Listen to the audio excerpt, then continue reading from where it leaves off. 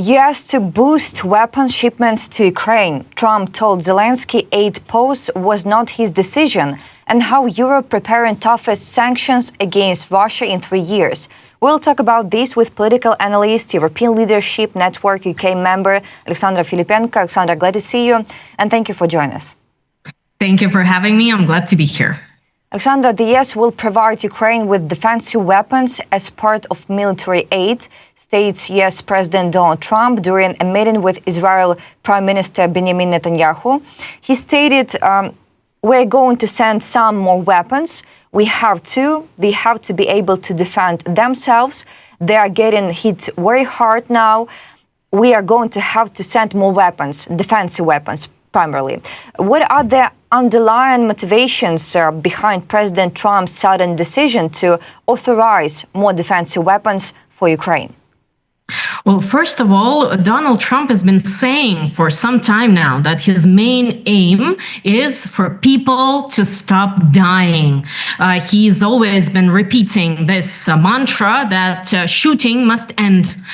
So for Donald Trump, this idea that Kiev must be able to defend itself against severe blows, severe attacks by Russia is self-evident. And Donald Trump has been repeating that, yes, we are continuing to support Ukraine, we are continuing, but we've seen that the Pentagon stopped some weapons, stopped even those weapons that are right at the border with Ukraine, right in Poland. And even though those weapons, I must stress that those weapons were not part of US weapons that were supposed to be used for American troops, and they were never planned to be used by American troops or American army in general.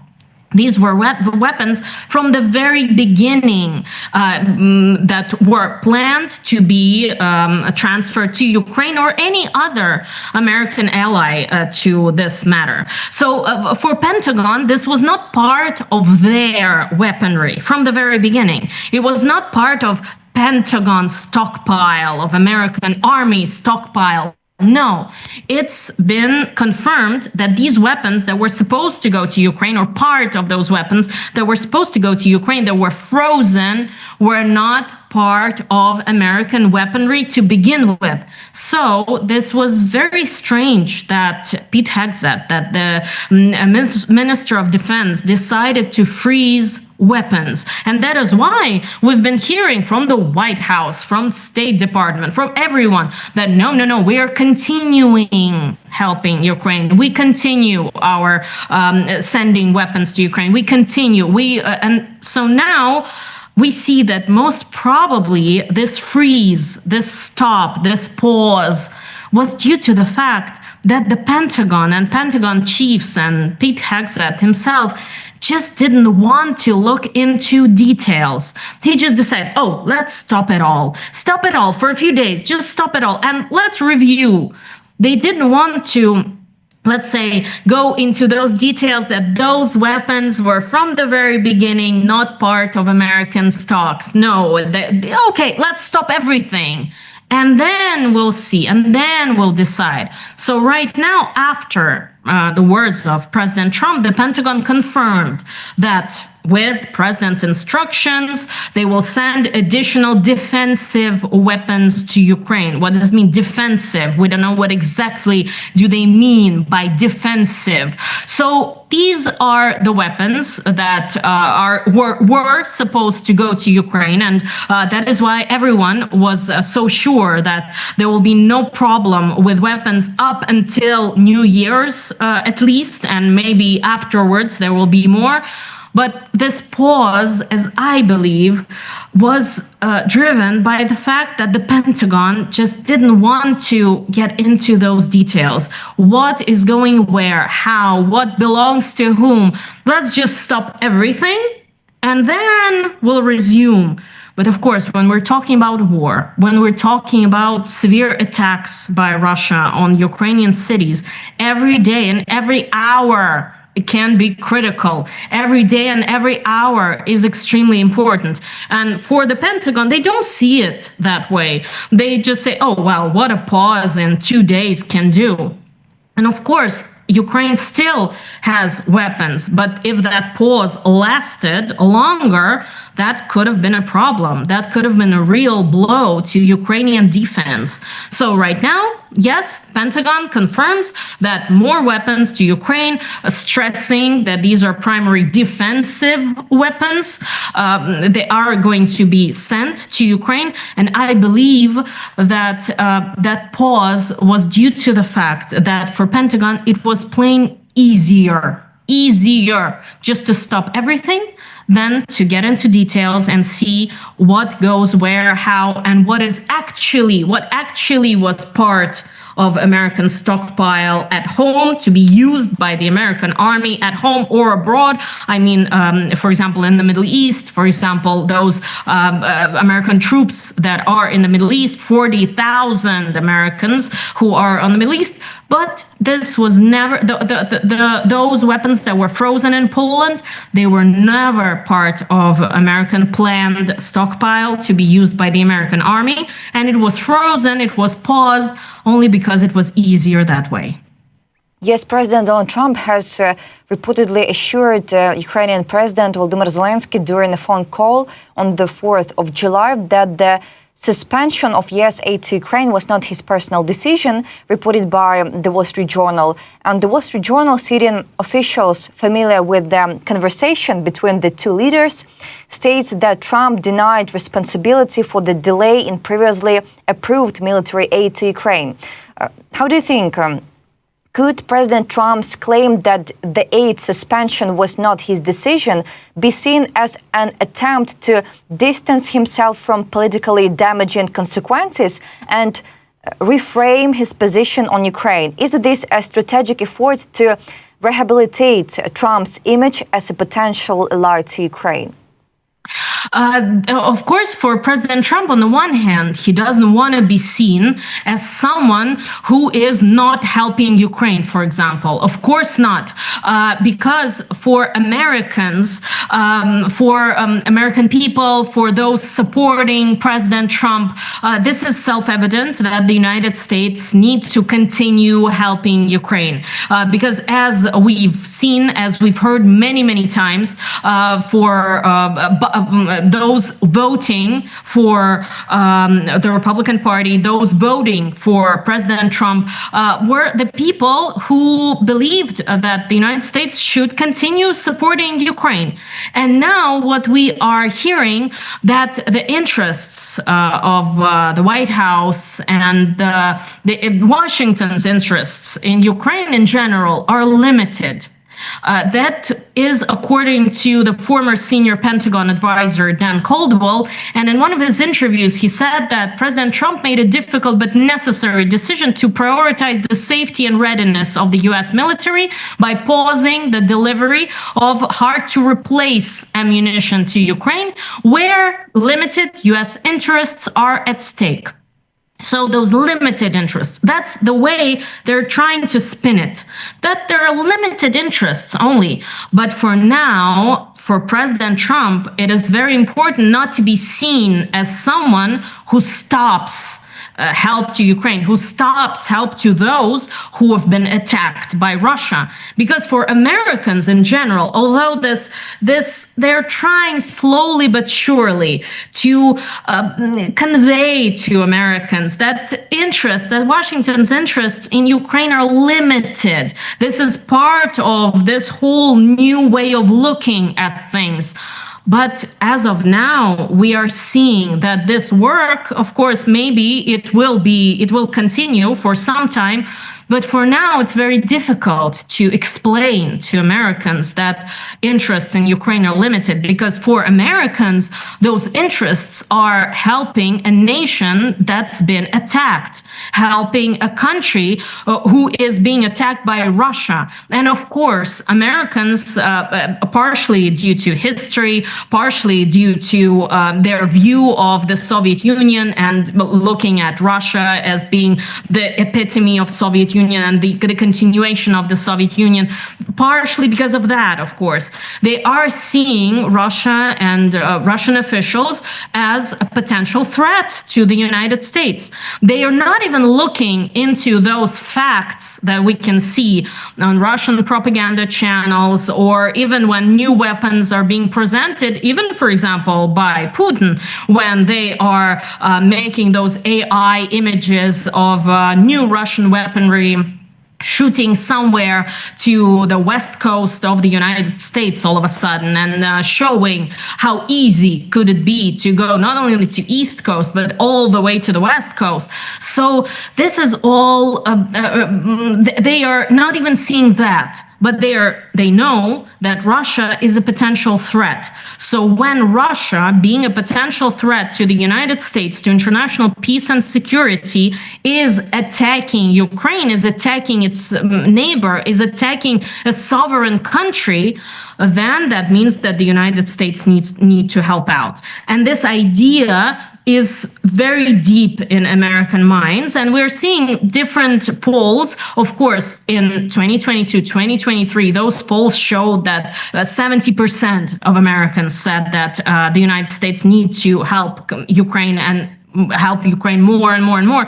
Right now, it's about 50%. It can be sometimes 45, sometimes 55. And within those half of Americans, there are like 1/3 that are saying something to the effect of, we need to help only financially.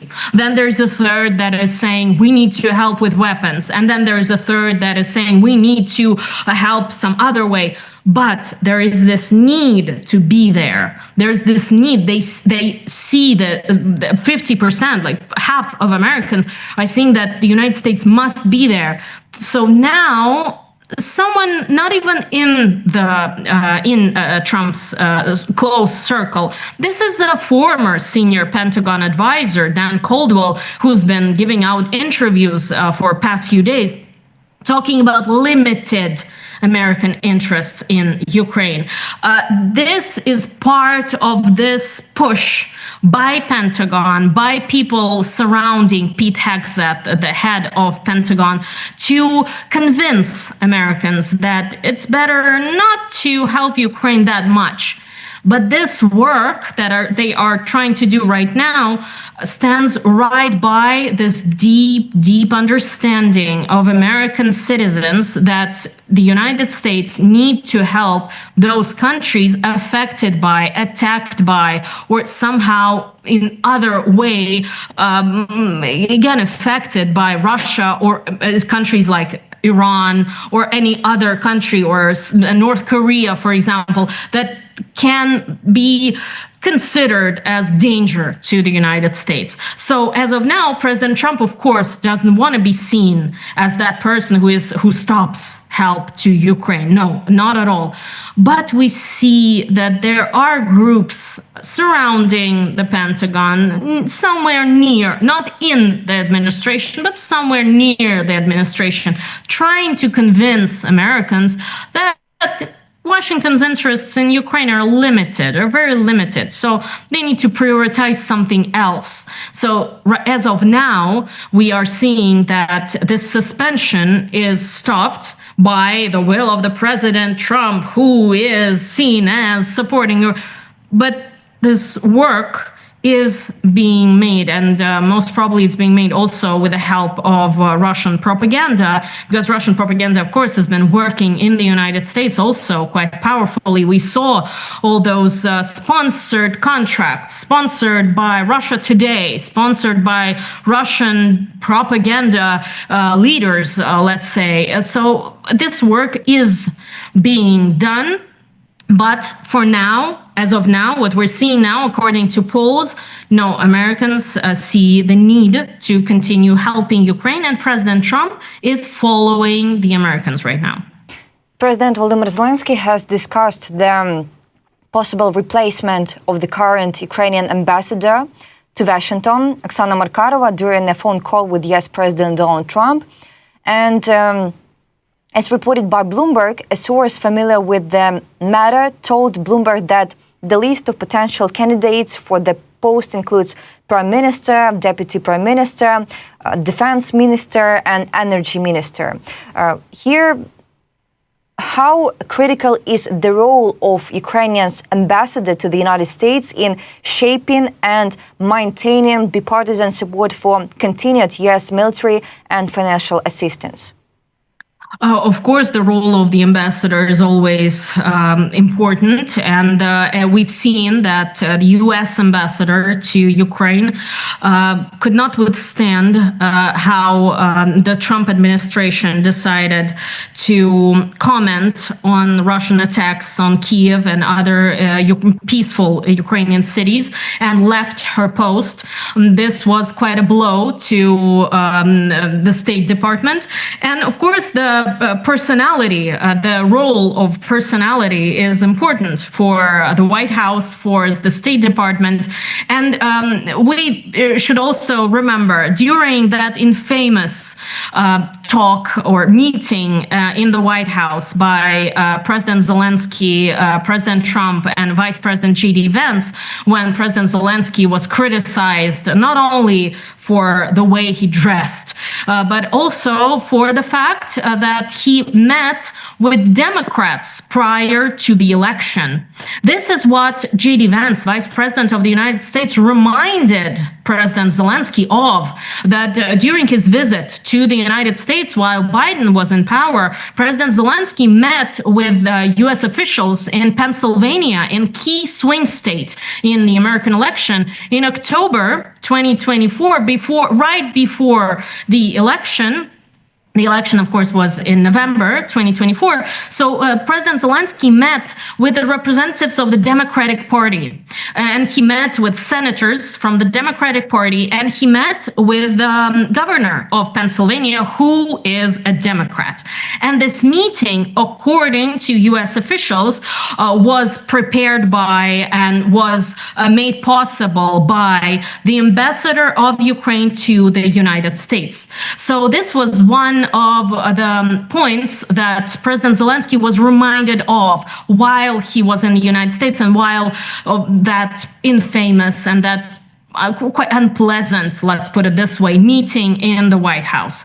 So we understand that this is a very painful point. If J.D. Vance, who is already the Vice President of the United States, Donald Trump already won. Donald Trump prevailed on that election. Why remember about the things that happened before the election? Let's close that chapter and let's open the next one. No, no, no. Trump administration remembers the previous chapter. Trump administration remembers what's been said, who was praised by President Zelenskyy. They remember that President Zelenskyy met with Democrats. He didn't meet with Republicans there in Pennsylvania, in a key swing state. No, no, no. Even though they won, even though Republicans won Pennsylvania, no, they still remember about it. And they still remember who organized that meeting, who headed that meeting. It was organized by the ambassador of Ukraine, of course, as top official of Ukraine in the United States. That is, of course, that's been like that. So for right now, for President Zelenskyy, maybe this is the way to move forward with the Trump administration, to have another ambassador, although it is additionally, it can President Zelenskyy can only be praised for the fact that he didn't fall for what J.D. Vance has been basically accusing him of, and he did not replace the ambassador right there and then. He did not replace, he didn't turn his back. President Zelenskyy didn't turn his back on the Ministry of Foreign Affairs of Ukraine. He didn't turn his back on the ambassador right there and then in the White House. But maybe now time has passed. Maybe now it's a way to move forward and to open a new chapter. So because of course the personality, the key that is key for the White House, is key for State Department, because the ambassador of a country is a top official of that country in the United States. And of course, when there's any issue, any question, or any press conference that needs to be held, or any consultations that are needed from that country, first of all, the White House and the State Department would reach out to the ambassador and would reach out to start the dialogue. So, of course, the personality is extremely, extremely important. French Foreign Minister Jean-Noël Barrot has announced that the European Union, on France's initiative and in coordination with US senators, is preparing a new package of the toughest sanctions against Russia since the beginning of the full-scale invasion of Ukraine. Barrot said that the new package would not focus solely on the energy sector, particularly oil export revenues, but will also target financial players both within Russia and abroad. It concerns legal entities and individuals who help the Kremlin circumvent existing sanctions. He emphasized that it is precisely because of this support that Putin is able to continue waging war despite mounting international pressure. To what extent could this new sanctions package materially disrupt Russia's ability to finance its war against Ukraine? Will the sanctions significantly reduce the Kremlin's revenue from oil exports, particularly if the price cap is lowered from $60 to $45 per barrel? Of course, economists are commenting on it widely, and I can only quote my colleagues, economists, who are saying that, of course, this cap would be a huge blow for Russian economy. Russian economy is in a tough spot right now, and it's the situation is dire. So the additional push, additional restraint for Russian economy is additional restraint for President Trump to finance war, of course. So right now, the prices are around 56, if I'm not mistaken, in proposed by Russia prices, and those prices that are foreseen in the Russian budget are around $56 per barrel, and anything lower would make things tougher for Russian economy. And although President Trump has said that President Putin is a professional in avoiding sanctions, President Trump still answered one of the questions by the journalists who asked, do you think that Putin is stalling and mocking you because he is taking a tougher stance on Ukraine and he continues to attack Ukraine? President Trump said, no, I don't think so. I think he's concerned about the sanctions. I think he's very concerned about the sanctions. And as you know, we're making decisions about this. And as you know, the Senate has proposed tough sanctions, serious sanctions. So President Trump thinks that for Putin, it's as Trump put it, Putin is not thrilled about the sanctions, but he's working around the sanctions. They're pretty tough, but he's been working around them for some time as being professional about it. He's a professional. Could more sanctions be imposed? Yes, they could be imposed. So this view of Trump that Putin is a professional in avoiding sanctions or working around sanctions. Of course, it can change if the sanctions by the European Union and generally the sanctions that are connected with the price of barrel of price of oil, they will probably remarkably affect Russian economy. They can be remarkably effective. They can really be a blow for Russian economy. But again, quoting President Trump, Putin has been working around sanctions for some time now. So maybe they will find a way. If the European Union and the United States work together, then probably it would be very risky for Russia to continue. But as of now, we've been seeing how Russia has been avoiding being that much affected by sanctions from the start of the full-scale invasion and from 2014, from the start of the war, from the beginning of the war, because of course we remember that some sanctions were imposed on Russia, even in 2014. Alexandra, thank you so much for this interesting conversation. As always, need to say that with us today we were joined by Alexandra Filippenko, a political analyst and member of the European Leadership Network, UK. Alexandra, thank you for being with us and for your valuable thoughts.